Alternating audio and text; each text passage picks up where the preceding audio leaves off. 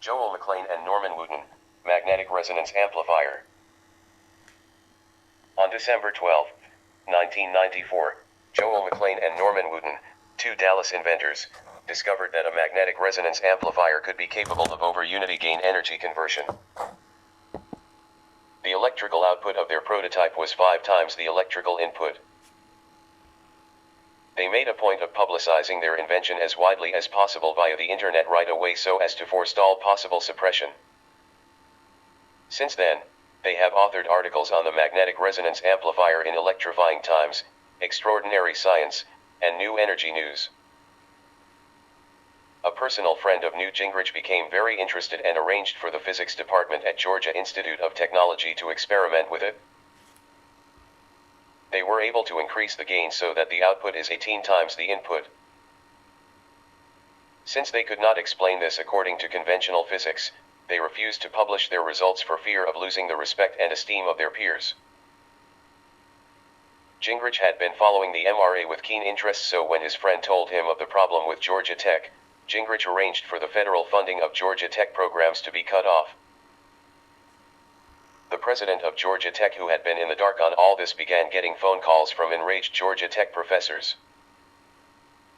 Then the physics department published their findings.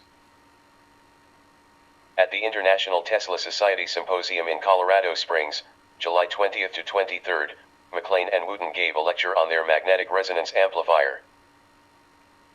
The oscilloscope waveforms of output versus input they showed were very odd.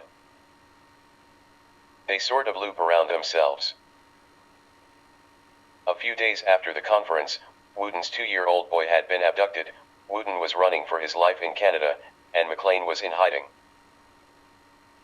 The magnetic resonance amplifier's claimed over-unity power conversion efficiency was later shown to be a measurement error. However, a past issue of Electrifying Times claims that Scott McKee has invented a solid-state over-unity electrical energy converter with an input of 15 volts. 0.438 amperes, 7.25 watts, and an output of 34 volts, 127 amperes, 4318 watts. McKee's converter apparently is a more advanced version of the magnetic resonance amplifier. Stefan Marinov, magnetic vortex hyper-ionization device. At his death, Dr. Stefan Marinov was assistant professor of physics at Sofia University, a member of the Physical Institute of the Bulgarian Academy of Science, and the editor of Deutsche Physik. One energy device he was developing was an over-unity magnetic motor. http://www.spiritofmaat.com/archive/march2/bearden.htm discloses the strange circumstances of Marinov's death. The excerpt below, with editing, is from Venceslav Bujic's report published January 14, 2002. Stefan Marinov was working on his magnetic vortex hyper-ionization device just 1 month before his sudden, unexpected death. There is high chance that his death was connected to the testing of this device, and that it was not a suicide as officially stated. Marinov was a good Christian and nobody expected him to commit suicide. According to official news, he presumably jumped off from the top of the 4-level outside emergency staircase of the Bibliothek in Graz, Austria. But nobody actually saw him jumping off. He was still alive, not even bleeding, when an ambulance and police arrived. Marinov died on the way to a hospital. The police never notified anybody, including his son in Bulgaria. They sealed his apartment, not letting anybody inside, and also refused to release any letters found there, and refused to give any information. Stefan Marinov was born in Bulgaria. When he got a passport, he moved to Washington. Secret agencies and their elite bosses, who control sources of energy and are confusing people, wouldn't let Marinov alone when he went back to Europe, this time to Italy and Austria. These are the same people who prevented Tesla and many others from giving to all the people sources of free energy. His life was ended abruptly. He had big plans for the future and was making various future collaborations. Marinov had planned to attend the International Physics Conference in Köln, Germany, on 25th of August 1997.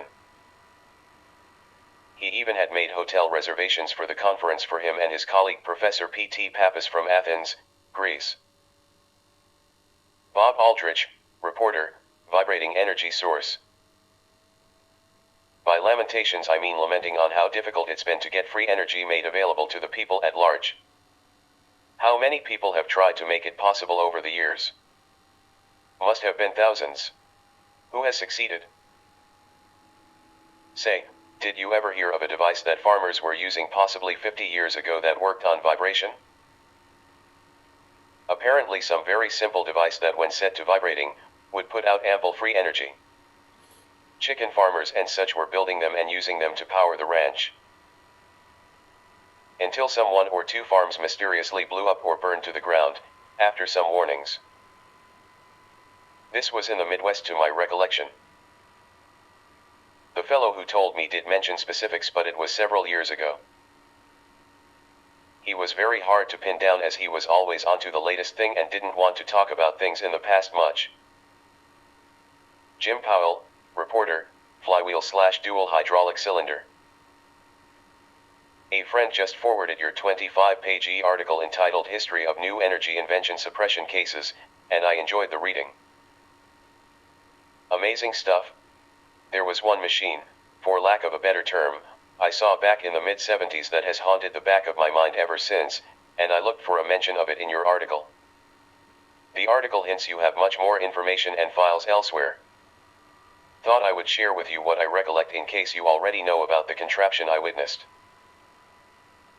During the mid-70s I was a long-haul trucker and met an older man at a truck stop in Tennessee.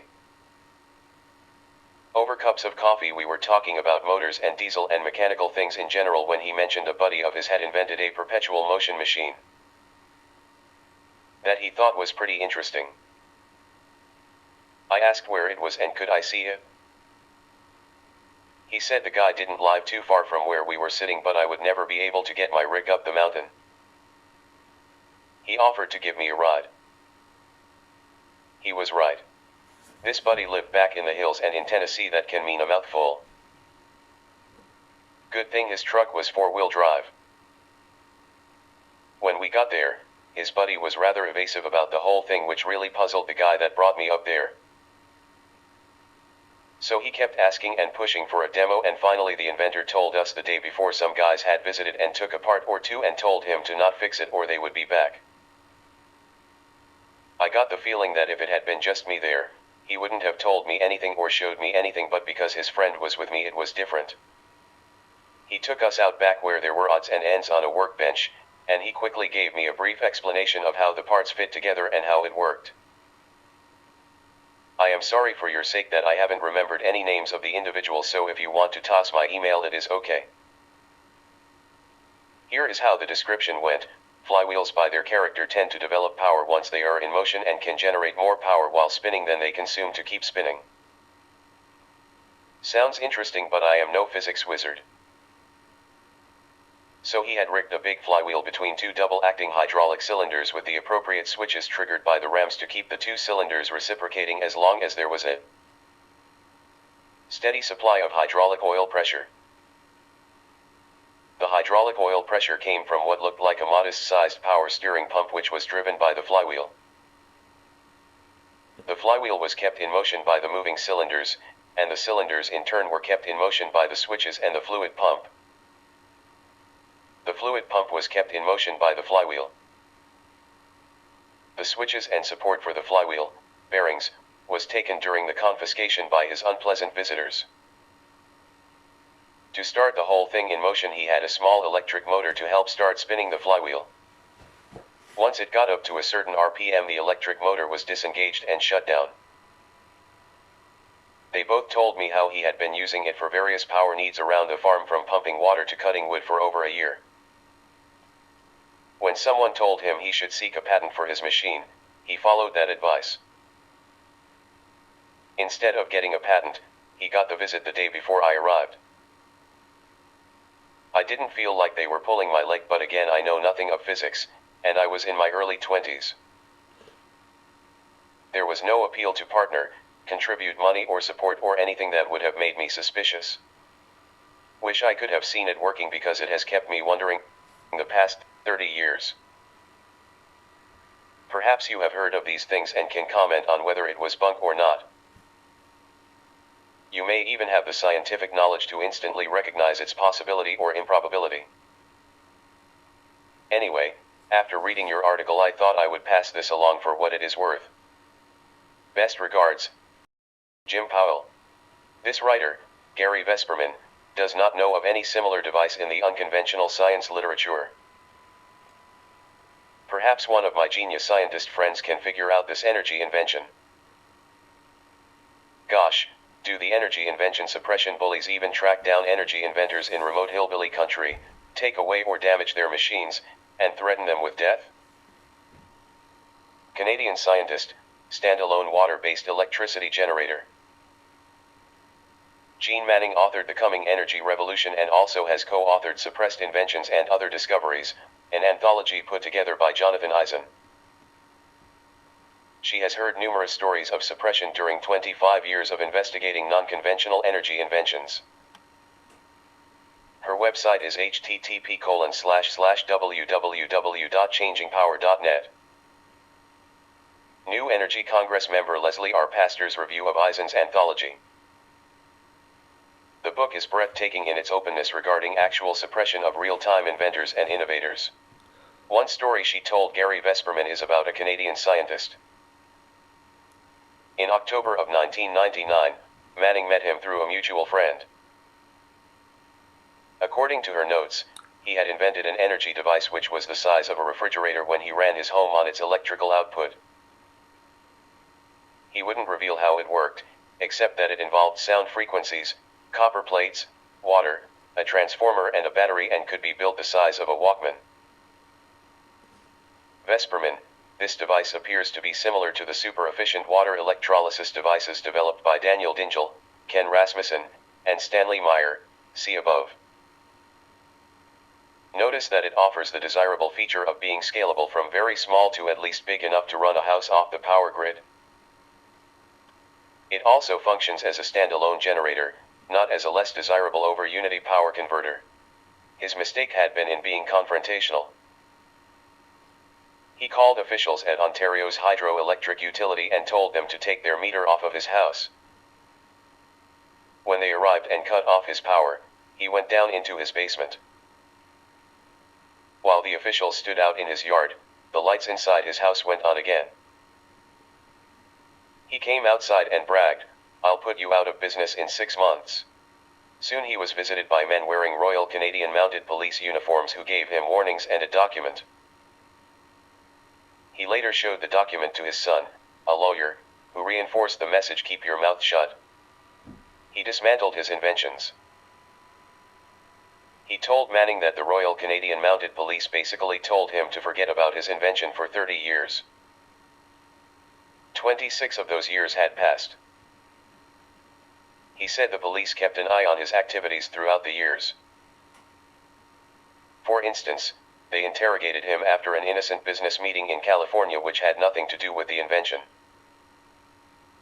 This German-Canadian scientist joined the many inventors who took their energy secrets to the grave. He was elderly, and Manning believes he died from natural causes.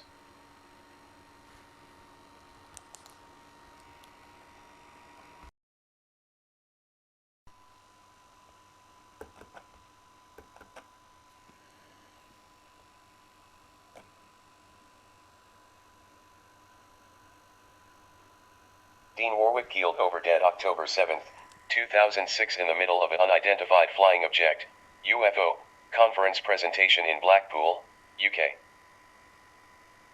Mr. Warwick was an alternative energy pioneer, former US government officer and intelligence insider who had promised to make some momentous announcements.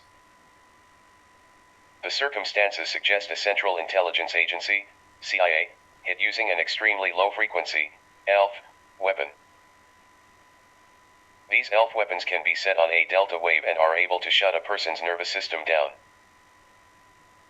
Much of this technology has been perfected on the 4th level of the CIA underground Tulsa facility in the New Mexico desert. The fourth level of this underground base deals with technological aspects of human aura research, dream manipulation, hypnosis, telepathy and advanced mind control.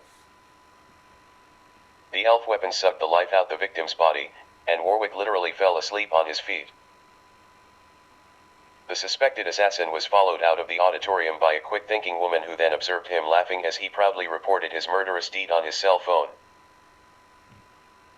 Sources: http://www.amplifloridaair.co.uk, http://www.thetruthseeker.co.uk/article.asp?id=5337, and http://www.thetruthseeker.co.uk/article.asp?id=5290 right parenthesis. Idaho inventor, advanced zero-point energy device. During the FBI siege at Ruby Ridge, Idaho, where the FBI shot to death a mother and child during a standoff concerning alleged illegal firearms, an inventor happened to be living and working on an advanced zero-point energy device in northern Idaho. As the story goes, told to Eric Masson by an investor who was on his way to visit Inventor X, who had just made a breakthrough in free energy but also, like Howard Rory Johnson, had made the mistake of publicizing his breakthrough on a local TV station. The day before the investor arrived, 2 U.S. government agents broke into the home, thinking that both Inventor X and his wife were away. As it happened, however, X's wife was still home and very familiar with the use of her hefty handgun. She held the agents at bay inside the house, while debunking their story that they were cable TV repairmen checking out the lines. Had it not been for the siege at Ruby Ridge that day, who knows what else might have happened there. Excerpted with permission from Eric Masson's article Suppression from Higher Up Inventors Beware. The Deadly Campaign Against Free Energy Devices, Electrifying Times, Volume 8 Number 3, and also in http://www.electrifyingtimes.com/ericmassonsuppression.html. Joseph Newman, Energy Machine. In the news some years ago was Joseph Newman's energy machine. While Reagan stalled on acid rain, and Hodel pushed offshore drilling, the U.S. Patent Office continued to block commercial development of this latest of many government-smothered free energy devices. Newman sued the Patent Office for refusing to grant his machine a patent, in violation of its own regulations and the advice of the expert they chose to examine the device. They also issued false statements to the press about the invention's workability. Over 30 respected electrical engineers, physicists and technical experts have endorsed Newman's machine and signed affidavits confirming his claim of greater energy output than external energy input. 10 congressmen have introduced bills which would require Newman's patent be granted. As the Newman battle heated up, President Reagan appointed Donald Quick, a 30-year Phillips Petroleum executive, to head the U.S. Patent and Trademark Office. The judge entrusted with the case, Thomas P. Jackson, has violated judicial procedure, ignored expert testimony and ordered Newman's prototype confiscated and destroyed. During Watergate, Jackson was the attorney for John Mitchell and the committee to re-elect the president's corrupt finance division. Newman identified the gyroscopic properties of subatomic particles and built a unique arrangement of coils and magnets to draw energy directly from them, thus converting almost immeasurably small amounts of the machine's mass into energy. Theory and device are detailed in The Energy Machine, $38.45 including postage, from Joseph Newman Publishing Co., Route 1, Box 52, Lucedale, Mississippi, 39452, 601-947-7147. Free press releases and brief technical descriptions are also available. Send SASE. Newman's claims and theories do not seem to be universally accepted among mainstream physicists and engineers. Gary Vesperman. Bill Jenkins, reporter, Free Energy Machine. Bill Jenkins, Free Energy Machine. Live on Something's Happening. Audio cassette number A1899. Bill Jenkins hosted the ABC Radio Open Mind program for 7 years, the most popular program in the country in its time slot. He dealt with New Age topics and was taken off the air. Here he discusses the program and his adventures since, including a near arrest on treason charges for preparing to market a free energy machine. Johnny A. Dotto, anti-aging and anti-gravity thermionic couple. Dave, there was an Italian researcher, actually he had a PhD, who did research on how magnetic fields affected the body. He made about 3 or 4 classifications of magnetic type energy fields. 2 were bad, 1 had some health benefits but in the long run had detrimental effects. The last one was, of course, the one he speaks of as far as research goes. This person's name was Johnny A. Dotto, born in Venice. His main area of research was biophysics. Anyways, he built something that resembled a thermionic couple. It also levitated too. I said his name was, he's dead, murdered some time back. His device worked really well as far as curing cancer goes. And he was killed for it. Run over, several times to ensure his demise. Details about the Dotto ring are available online at http://www.rexresearch.com. His ideas on how our DNA is electrically controllable is fascinating. With this device you could theoretically live until you died of an accident. Once you reach about 40-something, well, let me put it differently, once your body reached 10 base pairs per turn, DNA lingo, you could use the device to sustain that state of being. Anything less than that and you begin to deteriorate.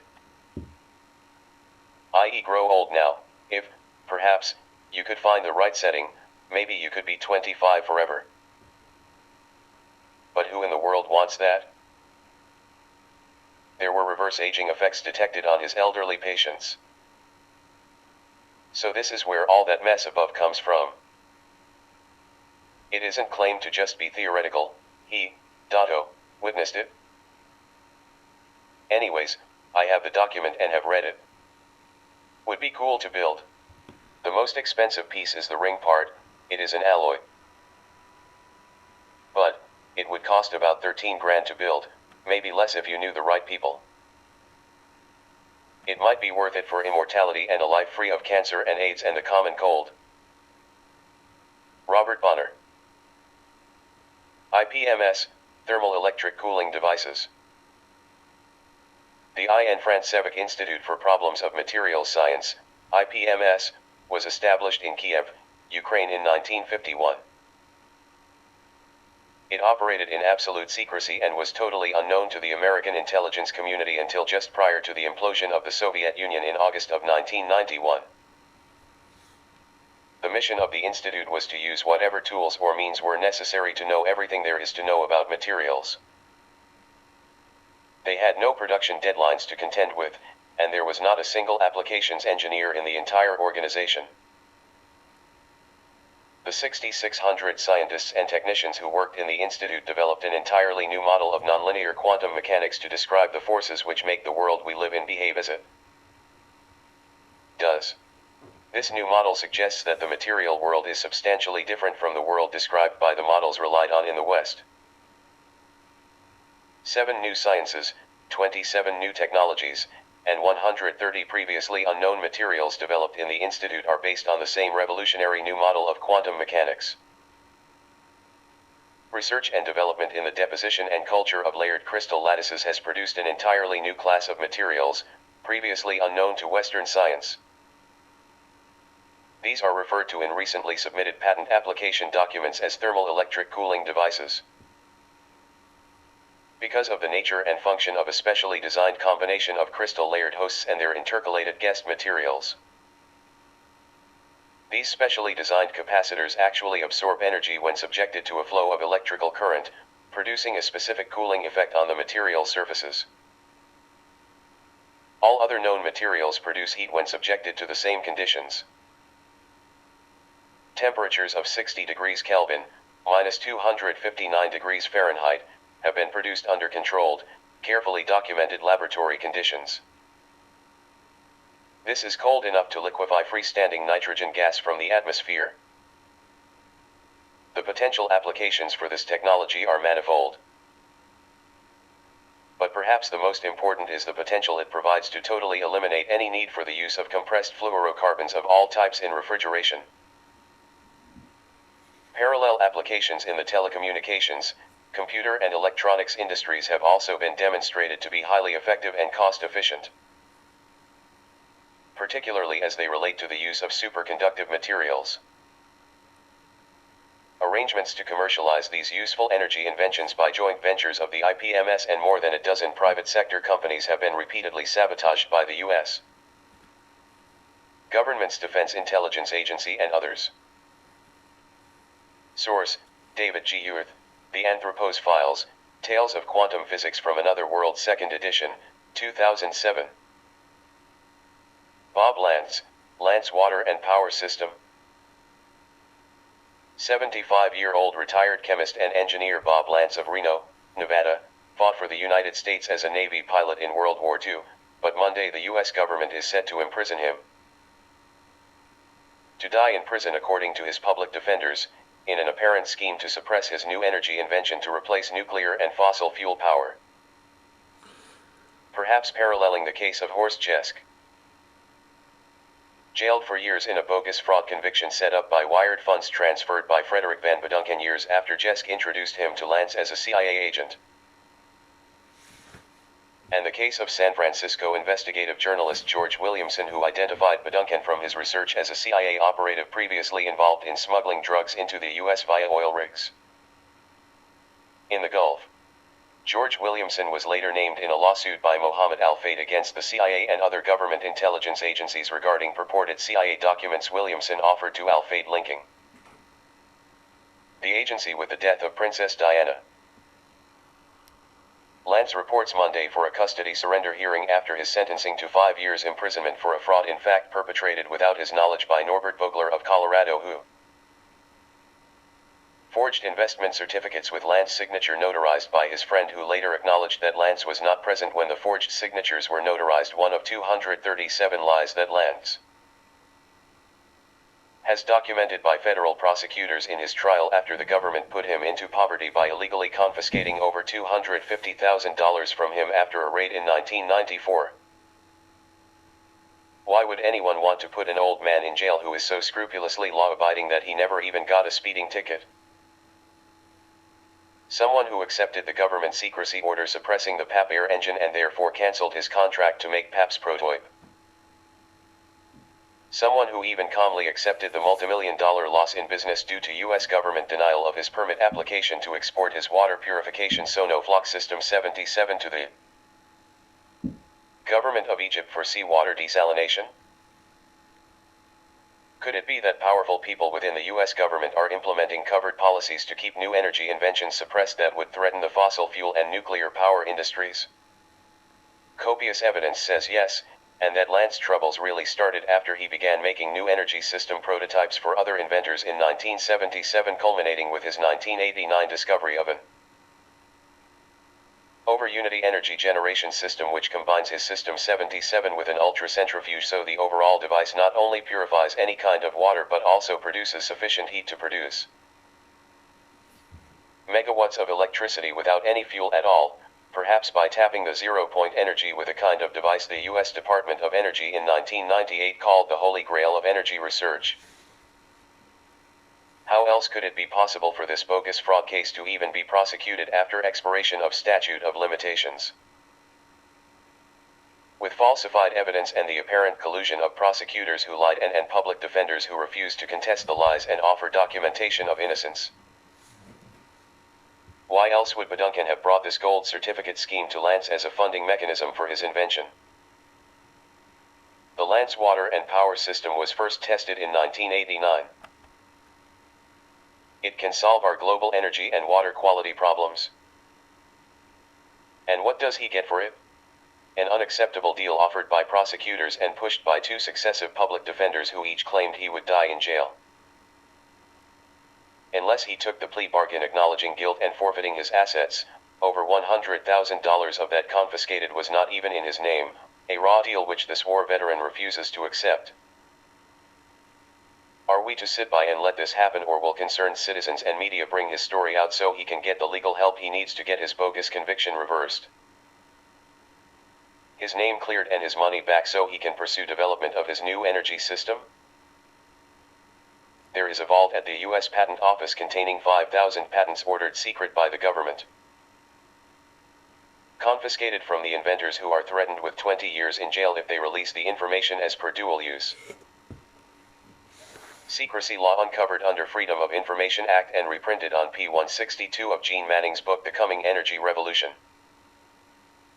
Her book provides overviews of various energy inventions. Isn't it about time we did something to take this situation under public investigation and control? Especially motivated by the current Enron fiasco, exemplifying the ethics of the fossil fuel industry and government complicity in rigging the energy industry.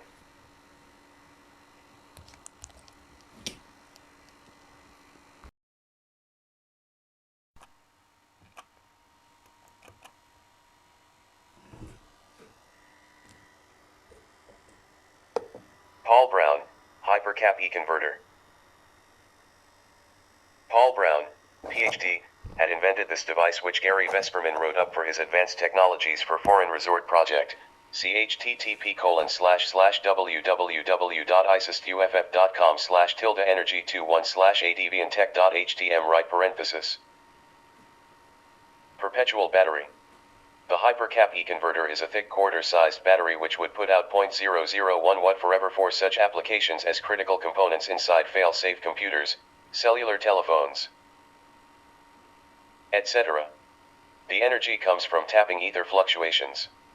The following is excerpted with permission from inventor Paul Brown's nightmare story, Electrifying Times, Volume 10, Number 1, www.electrifyingtimes.com. His story originally appeared in Jean Manning's book The Coming Energy Revolution, www.jeanmanning.com. Brown invented a novel method for converting natural radioactive decay material into electricity in the form of a battery.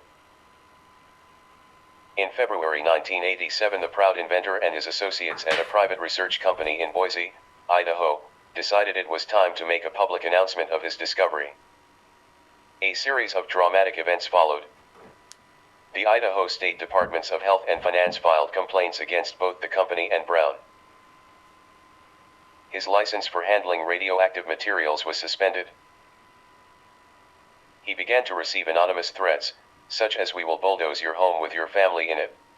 Relocating the company to Portland, Oregon, did not stop the troubles. Despite the fact that a 1988 Fortune magazine article commented favorably on the nuclear battery venture, securities fraud charges were filed against Brown and his company. Oregon's Finance Department investigated, as did the Internal Revenue Service and the Securities and Exchange Commission. After meeting each challenge, Brown redoubled his efforts to develop his technology, but events worsened. His young wife was assaulted.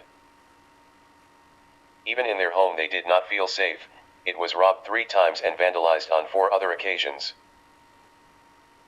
Brown was accused of drug manufacturing and eventually lost control of his company. The Browns also lost their home. Finally, the pipe bombing of his mother's car in the early 1990s drove Brown to become a recluse. "I understand now why inventors drop out of society," he said in a 1991 open letter to other new energy researchers. His advice to them: keep a low profile until you have completed your endeavor, be selective in choosing your business partners, protect yourself and your family. And know that the nightmare stories are true. Brown eventually died in a suspicious car accident in April 2002. Ira Einhorn, free energy and mind control researcher. Excerpted from A Snapshot of My 70s by Ira Einhorn, September 1, 2002. What Geller could do, I saw a lot of it firsthand.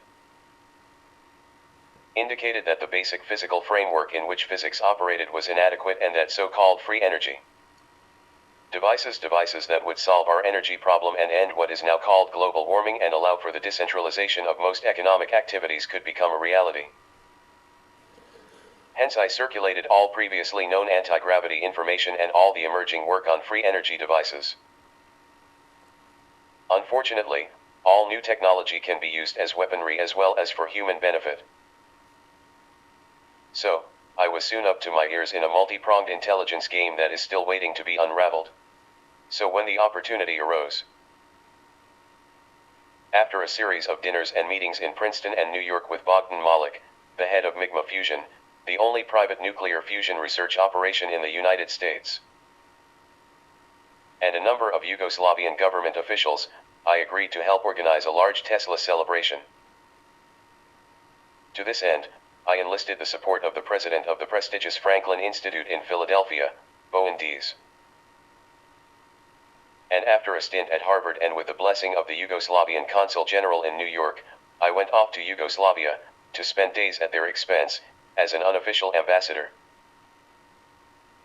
I was planning to do many things during this celebratory conference that would have linked the Tesla Museum in Beograd with the Franklin Institute in Philadelphia. Besides giving Tesla his just due and showcasing his achievements in a major exhibit at the Franklin Institute, while holding a major international conference on his works, I would also have organized a smaller conference on the suppressed aspects of his work in mind control and free energy and found a way to directly demonstrate mind control to those who came to the conference. In the fall of 1978 I was a fellow in residence at the Institute of Politics within the Kennedy School at Harvard.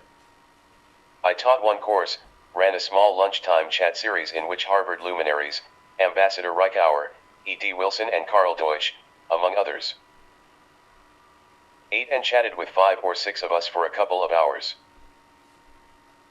I lectured in every conceivable venue at Harvard, conducted a number of public symposiums, brought a number of the members of my network to Harvard to lecture, ate dinner with a host of well-known political figures, and made an inordinate amount of noise about mind control technology and the Russian woodpecker too, among others. Then CIA head Stansfield Turner. This led to a meeting in the Boston airport, arranged by one of JFK's chief aides, on the matter with a top defense intelligence scientist who ended up spending the evening with me and giving me his home telephone number. In 1979 I received a small private foundation grant to study free energy devices in preparation for a large involvement in such activities. I was planning to visit all of the inventors personally and then prepare a report that would have formed the basis of a venture capital enterprise that had been encouraged, due to some of my mailings, by a number of my affluent friends. The objective was to develop and bring one device to the marketplace. All was not to be. I was busted for a murder I did not commit, and all my work on mind control and free energy became history.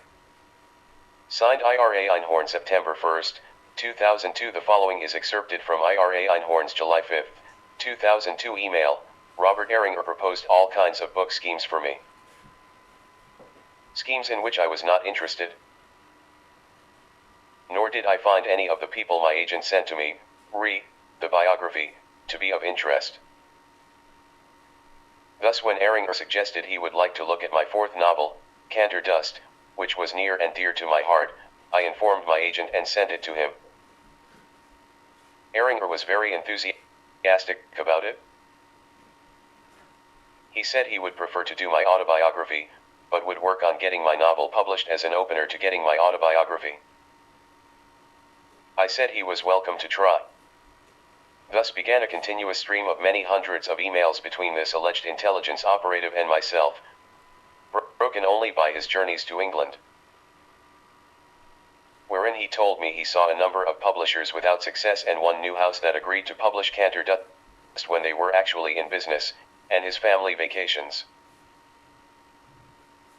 We were still at it the day I was extradited to the United States. July 20th, 2001. Deleted. One of Robert Ehringer's closest associates is Claire E. George, past Deputy Director of Operations for the CIA, in charge of covert operations for the entire planet. Sources who have researched the situation indicate that Claire E. George and Robert Ehringer have worked together on a number of operations. Still work together and have a pile of money at their disposal. Einhorn presents the highlights of his case in http://groups.yahoo.com/group/ira-einhorn/message/454. We'll know our disinformation program is complete when everything the American public believes is false. William Casey, CIA Director, from First Staff Meeting, 1981. Source: The Brother Jonathan Gazette Daily Digest, Wednesday, June 28, 2006. How much is good press worth? To the Bush administration, about $1.6 billion. That's how much 7 federal departments spent from 2003 through the second quarter of 2005 on 343 contracts with public relations firms, advertising agencies, media organizations and individuals. Washington Post, February 14, 2006. Source: http://www.washingtonpost.com/wpdn/content/article/2006/02/13/art 2006/0213018997.html $NAV=HC module right parenthesis. Thomas Henry Moray, Radiant Energy Pump/Electricity Generator. Thomas Henry Moray, Ph.D., August 28, 1892 May, 1974, was an inventor from Salt Lake City, Utah. Moray graduated from the Latter-day Saints Business College. Moray studied electrical engineering through an international correspondence school course. He received a Ph.D. in electrical engineering from the University of Uppsala. T. Henry Moray's research dates from the time he was 9 years old, 1901. Over the 73 years of Moray's research, he left behind him a wealth of notes, not only pertaining to radiant energy, but a wide range of scientific research bordering all the way from the devulcanization of rubber, the influence of mineral reactions in the presence of high energy, bioelectronic effects, electrotherapy, sound pickup, solid-state physics, and finally the detection of energy that constituted the major endeavor of his work. Moray was a pioneer in the field of electrical energy. As a youth he greatly admired Nikola Tesla and in particular was very interested in Tesla's obsession with the Earth having a limitless supply of energy available to it from the universe. Like Tesla, Moray wanted to find out how to tap this energy. Like a lot of people he became amazed at the crystal radio, where a crystal can be tapped with a fine wire to make a radio work without any battery or power. Moray figured that if this was possible it should be possible to find a crystal, or magnetic rock, that could be tapped for a power source. Moray became very interested in the properties of certain rocks and crystal structures and the powders from them. He actually developed and utilized a transistor more than 20 years before anyone ever dreamed of such things. These solid materials are what he made his so-called Moray valves out of.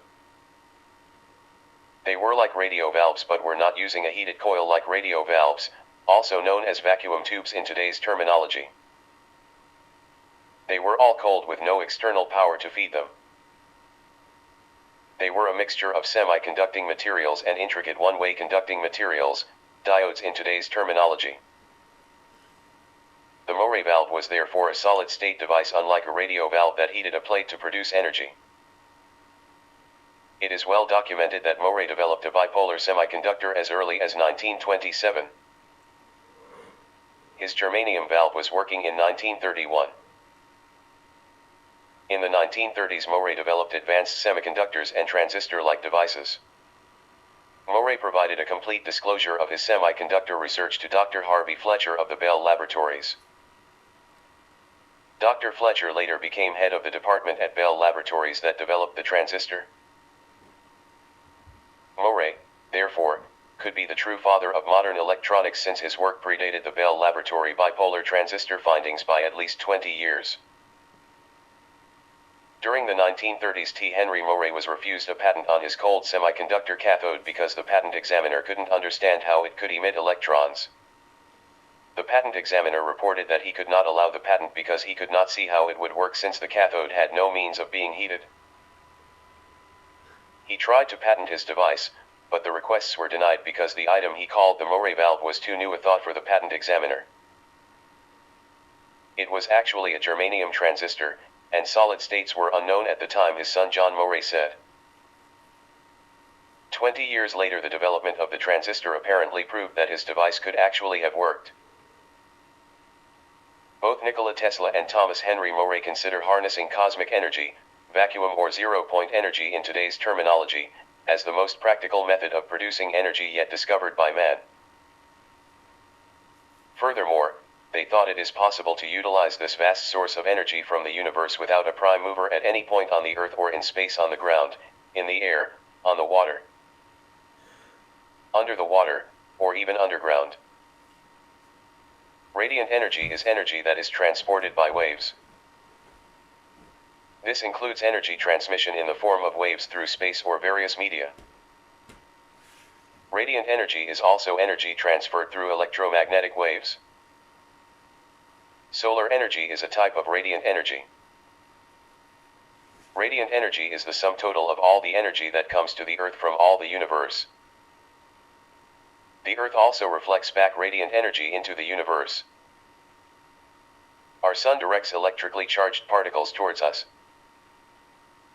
Radiant energy may be calculated by integrating or summing radiant power with respect to time.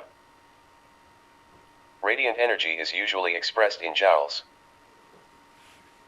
During the 1920s, Moray demonstrated a radiant energy device to many people who were unable to find a hidden power supply or batteries. Moray called his device a solid-state detector, or the Moray valve. It basically comprised of a large antenna connected to a complex series of high-voltage capacitors, transformers, and semiconductors. By supposedly stimulating the existing oscillations of radiant energy from space, his device could generate electrical power without any man-made power input. By 1936, Moray had eventually engineered his device so that a 55-kilogram version could constantly produce 50 kilowatts of power for several days. An electrical generator may be considered as not in the true sense a generator, as electricity is not made by the generator but is merely an electrical pump. Moray's radiant energy device may then be referred to as a cosmic ray pump.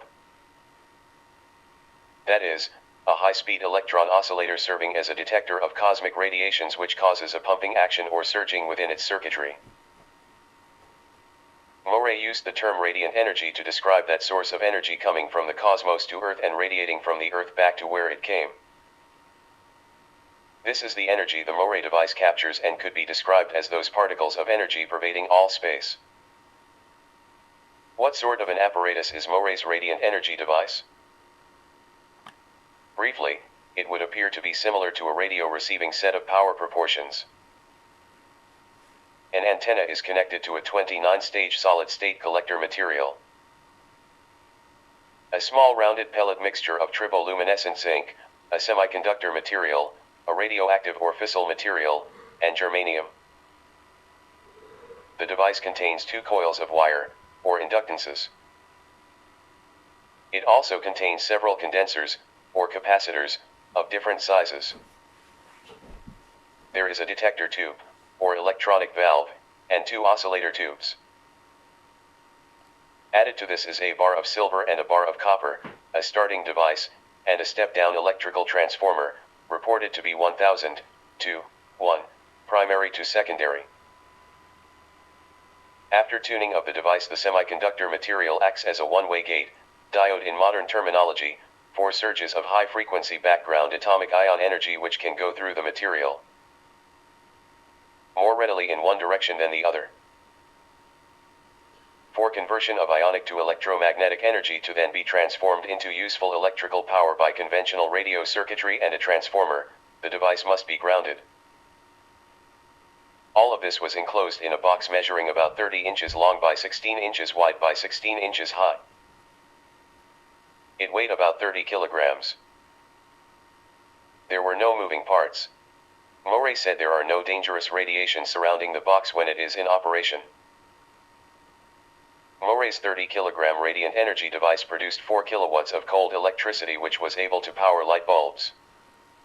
However, electric motors require special winding to increase their efficiency. While commercially available electric motors will operate on the power from a radiant energy device, they are not as efficient as motors running on ordinary commercial currents. Morey says when his motors are running in the dark, they glow with a violet aura. His motors ran cold. It has been estimated that using current dielectric technology that a 50-kilogram radiant energy device could be built to produce 300 kilowatts, sufficient to power buildings and also electric vehicles. Some persons who have seen radiant energy power lights say the bulbs look as if they were filled entirely with white light, as if the gas itself which filled the bulbs were fully incandescent. Morey believes this to be true. Radiant energy will heat electric flat irons and other electrical heating devices. It is claimed heating capacities are reached much more quickly with radiant energy than with commercial currents, and are considerably hotter than when powered with ordinary electric energy. One photograph shows Morey demonstrating his generator as it powers 5100-watt light bulbs and a 655-watt hotpoint iron. Thus he proved that his radiant energy device was not running off batteries as his detractors said it did. By 1936 he had developed a generating unit that weighed about 55 pounds and was capable of producing as much as 50 kilowatts of power on a steady basis. On several hundred occasions Dr. Morey lighted a bank of 35 light bulbs with power from his simple but ingenious radiant energy device. There were 21 50-watt bulbs on the panel. At the same time the generator powered a 600-watt glow heater and a 575-watt flat iron. Morey, as Nikola Tesla before him, was unsuccessful in introducing his devices working on this principle. Some report that his secret was forgotten. Morey tried for several patents to no avail. These valves are one reason why patents were continually refused, as he was told there is no such thing as free energy. You must put energy in to get it out. As patents were applied for, there were refusals due to the fact that the patent applied for infringed other patents.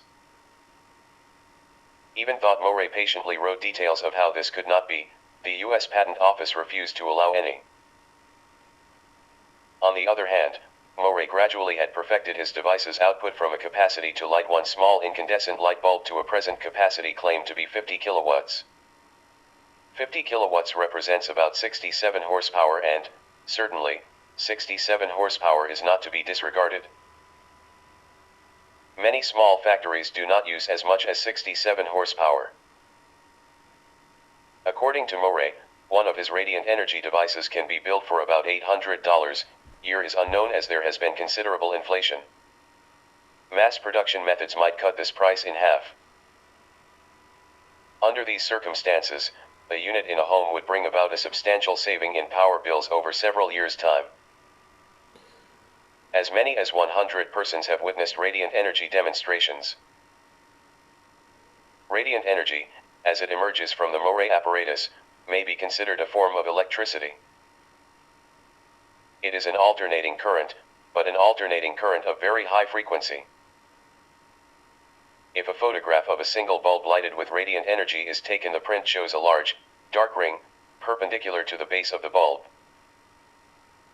This ring looks like a circle of translucent black fog.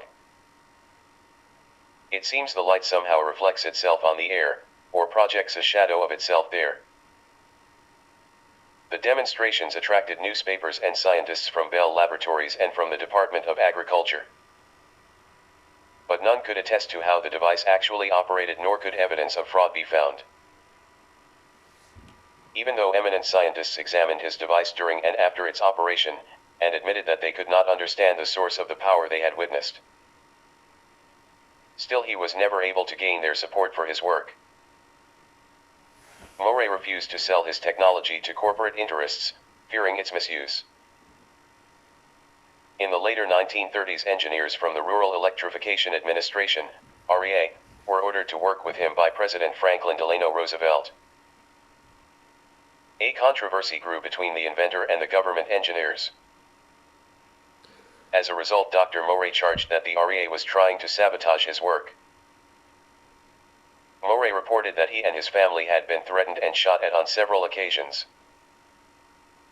His laboratory was ransacked to stop his research and public demonstrations. Repeated assassination attempts were made against his life. It was necessary for him to bulletproof his automobile since he was shot at while driving down the public street. Small wonder that Morey developed an extremely alert and suspicious nature, and visitors to his desk often noticed a fully loaded pistol lying on the desktop within easy reach of his hand. In 1940, Morey demonstrated before the members of the Public Utilities Commission, in Utah, his free energy generator. It maintained a continuous output of 250,000 volts with no apparent input. The next day, Morey was found shot in his lab, and all of his notes were stolen. Morey had been wounded by shotgun pellets in his lab by an attempt to frighten him into handing over the secrets of his work. Except for his own skill with a pistol to successfully defend himself against his assailants, Morey would have been murdered. An REA engineer named Felix Fraser, who was Morey's assistant, had gone berserk and smashed the Morey device with an axe. It was never rebuilt. The frustrated inventor could not afford to duplicate his invention. He went to his grave many years later convinced that the destruction of his device was part of a communist plot. Fraser apparently was angered that Morey would not sell his device to corporate interests. There is a rumor that to stop the USSR getting this technology, the equipment was destroyed by Morey's assistant. Or, the equipment was destroyed because Morey refused to unconditionally hand over all aspects of the devices he had built. It was further claimed that one of his sons dumped the entire contents of Morey's laboratory into a river because of continued threats and harassment not only to himself but to his family as well.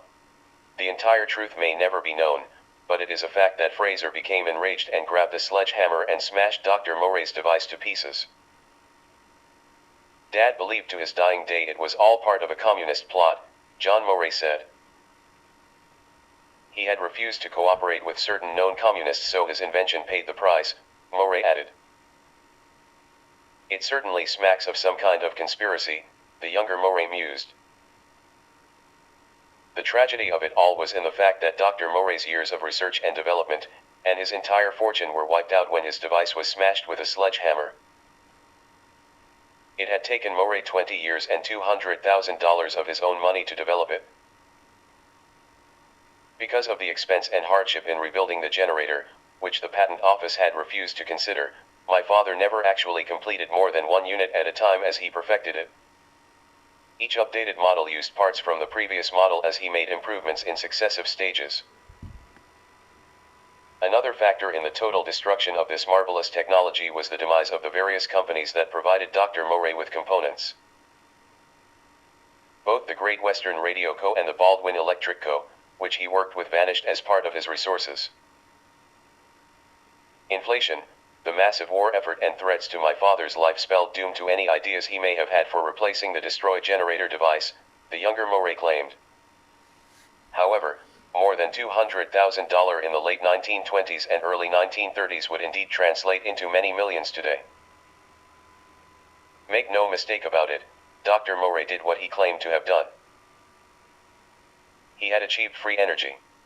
The Soviet Union even offered to provide him his own fully equipped laboratory in Russia, with no expense spared, and to back his experiments fully. Fraser could have been a trained Soviet agent who had succeeded in working his way into Morey's confidence and gaining access to Morey's laboratory as a technician and assistant.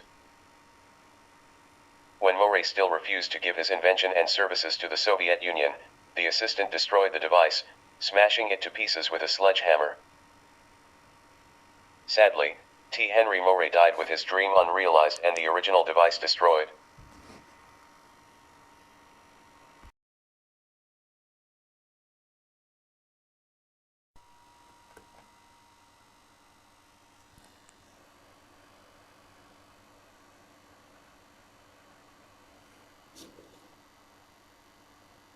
Walter Rosenthal, reporter, Small Electrical Power Converter.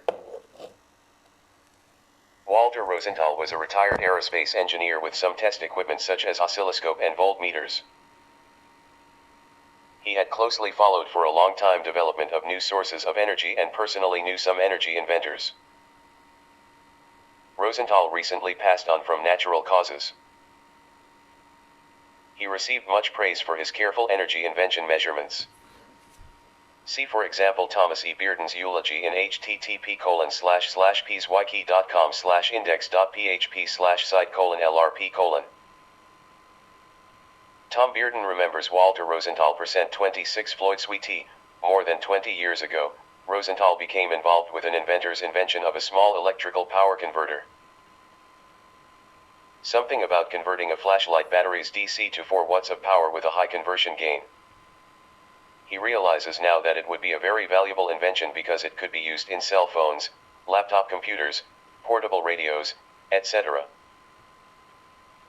Then the inventor got a call from a man representing Atlantic Richfield, now Arco. They offered the inventor $40,000 to take it off the market. Otherwise, they would subject him to troubles, etc. He refused.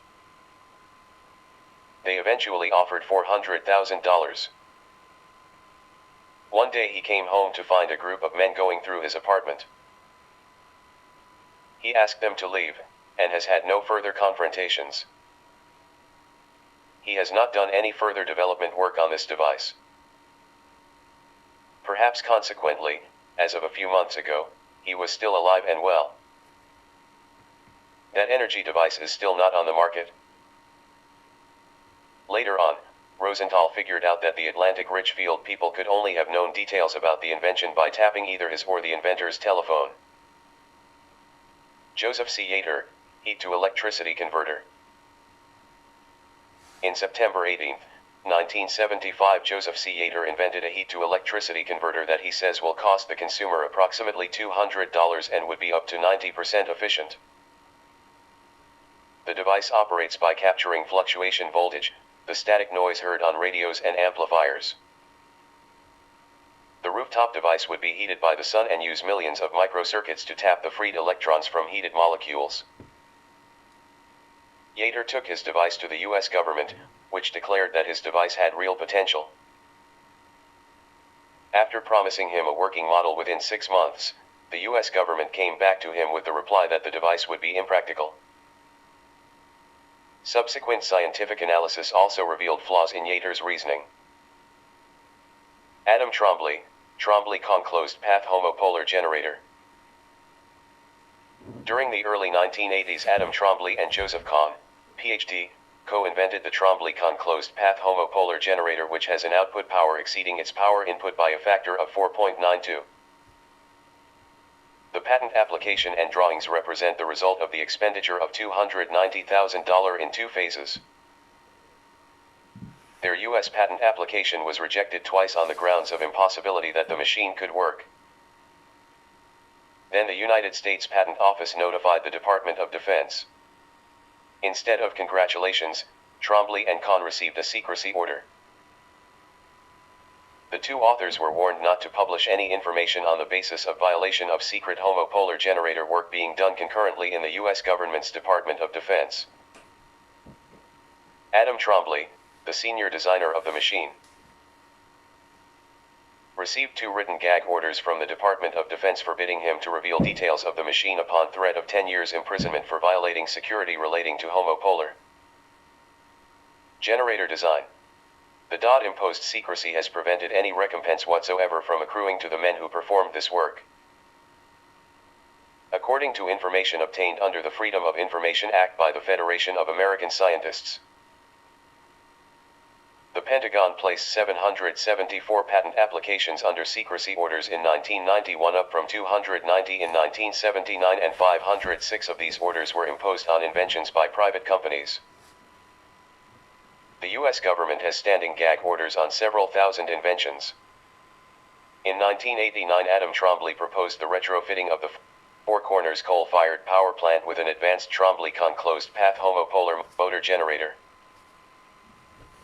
Trombley and Farnsworth estimated that the cost of such an advanced electrical generator to be approximately the cost of installing smoke scrubbers on one coal-fired generating unit. Sources: http://www.rexresearch.com/trombley/trombley.htm and http://www.broandrew.com/suppression.html. Adam Trombley, Trombley-Farnsworth solid-state oscillating M system. Adam Trombley also co-invented with David Farnsworth the Trombley-Farnsworth solid-state oscillating electromagnetic M system. In June of 1989, Adam Trombley and David Farnsworth of 0 Point Technologies, include demonstrated a solid-state resonant device which physically produced over 50 times greater electrical output than input at the Church of the Holy Covenant just prior to a major address by Trombley at Dag Hammarskjöld Auditorium in the United Nations. The demonstration had originally been scheduled to coincide with Trombley's address, but at the last minute Trombley and Farnsworth were informed by the director of the United Nations Environment Program, Noel Brown, that United Nations security personnel refused to allow the demonstration in the auditorium for security reasons. The Church of the Holy Covenant was no longer used as a church but was used by the United Nations as an alternate venue for the demonstration of sensitive technologies such as that belonging to Trombley and Farnsworth. The demonstration was attended by 50 people including 5 major Wall Street executives, several engineers, and a senior engineer from Boeing Corporation, Dr. Charles Chuck Clark. Clark had been allowed to spend several hours alone with the technology prior to the New York demonstration. Clark had checked for every conceivable trick that might be used to deceive NAVE or unwitting observers. The demonstration went perfectly. Many present stated that they felt they had attended a historical event, one that would help the human species emerge from the economically stratified and earth-destroying dark ages of fossil fuel technology and into a time of universal, pollution-free electrical power. Some participants observers were moved to tears by the ramifications of what they had witnessed. After the demonstration, the entire entourage proceeded to Dag Hammarskjöld Auditorium where Trombley addressed the standing room-only crowd. He asked all of the witnesses to stand, and they did. He then asked Dr. Clark to comment on what he had seen. Chuck said, "I am not here representing Boeing. I am here because I was hired to find out if this technology really works. I can't tell you how this thing works. David and Adam can explain that better than me. What I can tell you is that it does work exactly as Adam has just said. I have checked for every trick in the book, and all I can say is that this works." There was a stunned air in the room. When Trombley finished, there was a long standing ovation which was followed by a very long walk from the front of the auditorium to the entry foyer. One senior diplomat called it one of the longest standing ovations in the history of the UN. There were just so many people from all over the world expressing their excitement that it took nearly 45 minutes for Adam to get through. By the time he reached the foyer, he saw the 5 Wall Street executives were huddled up with a man whom Adam had introduced the day before as one of his best friends. They looked anything but happy. As Adam approached, one of them took him aside and said, "Your friend just told us that you faked the demonstration. Is that true? Are you kidding? My entire life has led up to this moment. The future of this planet will depend on the development and deployment of these technologies if we are to have any hope of surviving the hell we are currently creating for ourselves." Adam was stunned. I do not know what his motivation is for saying that.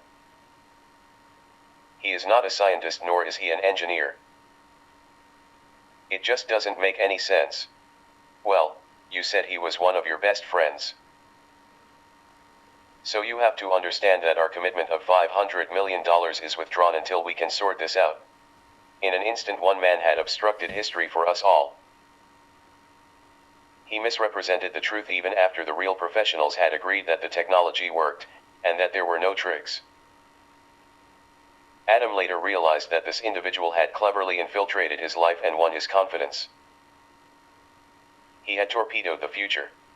Adam did hours of interviews that afternoon and into the evening.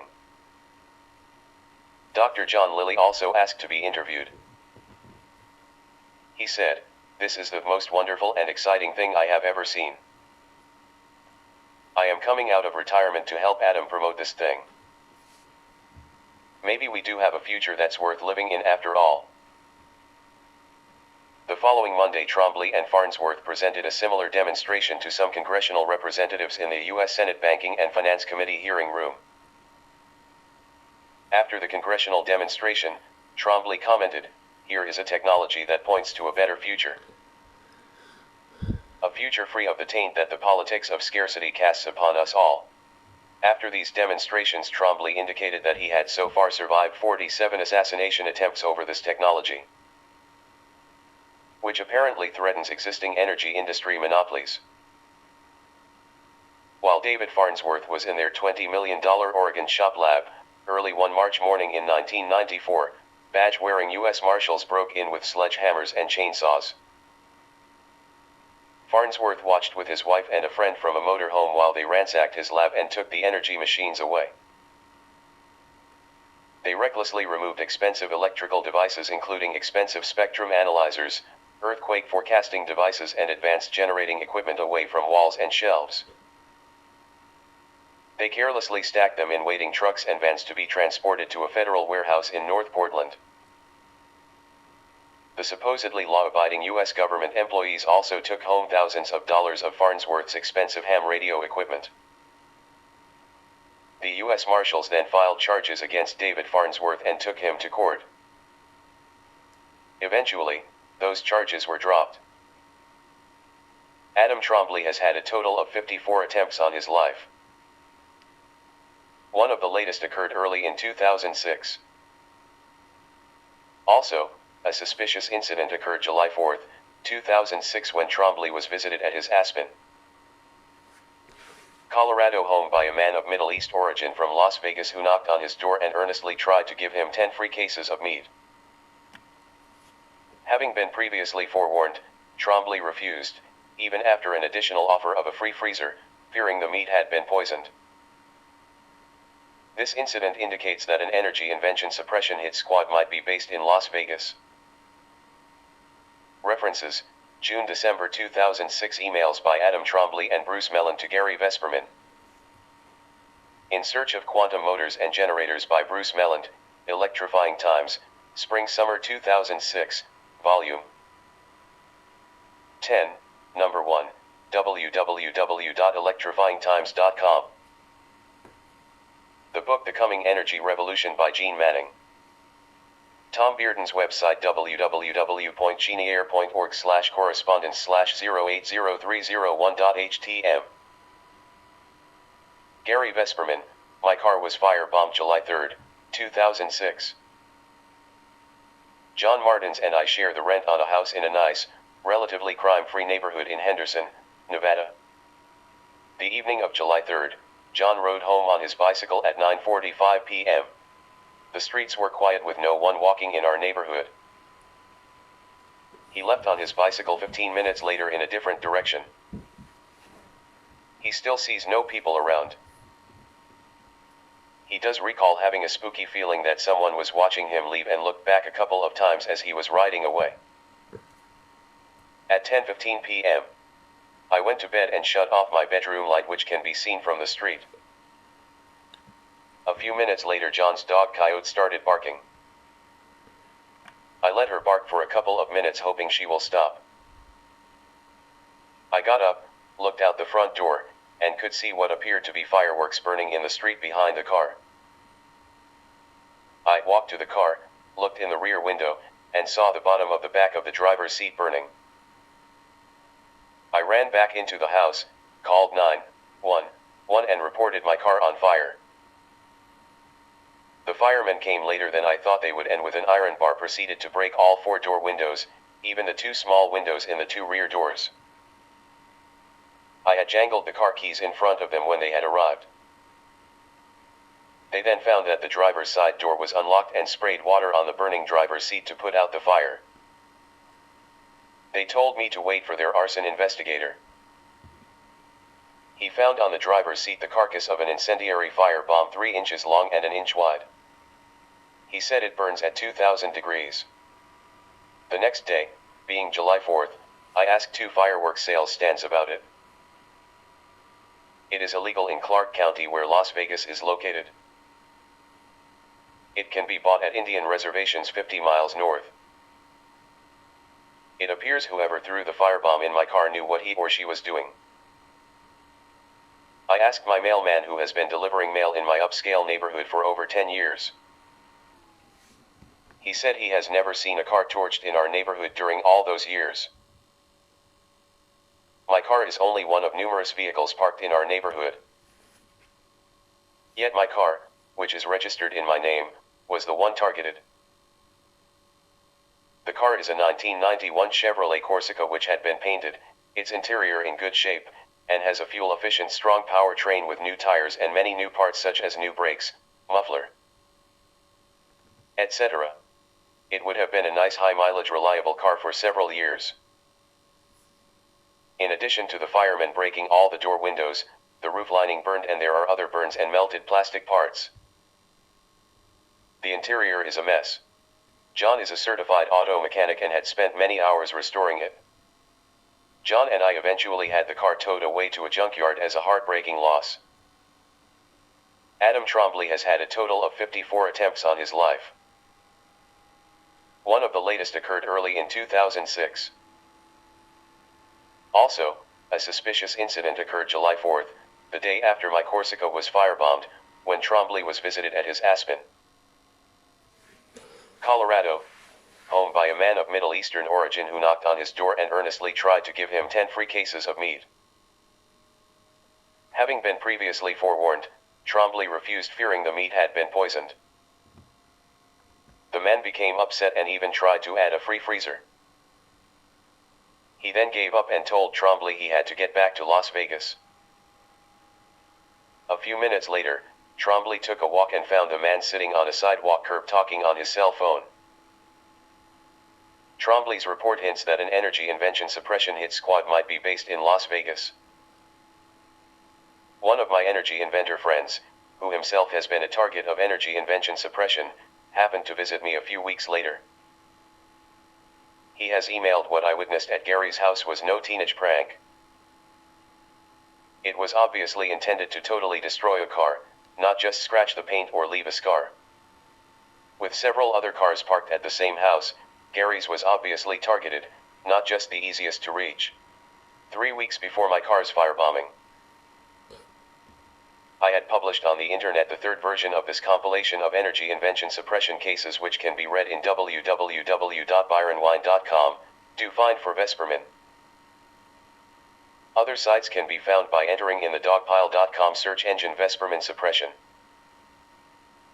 So it may be that the energy invention suppression terrorists, possibly based here in Las Vegas, had retaliated by firebombing my car.